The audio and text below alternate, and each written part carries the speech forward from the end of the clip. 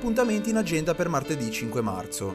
Torna a essere rilevante il mercato agricolo e dell'autoproduzione chilometro zero. Dalle 9 alle 13 in via Nazionale Zona Tannino si potranno acquistare prodotti del territorio distribuiti dai contadini e dagli allevatori locali.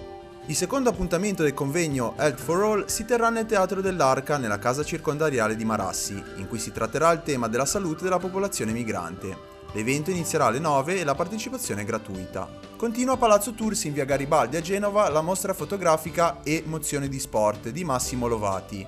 L'ingresso è libero dalle 9 alle 19. Terza giornata di visita in Liguria dell'ambasciatore della Repubblica di Moldova.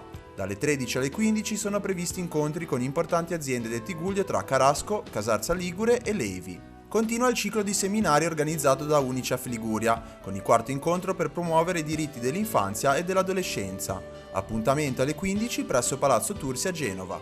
A Genova, nel Cinema America in via Colombo, andrà in onda Videodrome di David Cronenberg per la rassegna La storia in piazza. Appuntamento alle 16 e alle 21. Nell'ambito del progetto Teatralità dell'Arte di Massimo Minella e Sergio Maifredi, giunto alla quinta edizione, alle 16 Lauro Magnani racconta la storia della Basilica di Santa Maria Assunta nella piazza di Carignano. Riparte l'apertura settimanale del Castello Cinquecentesco di Santa Margherita Ligure.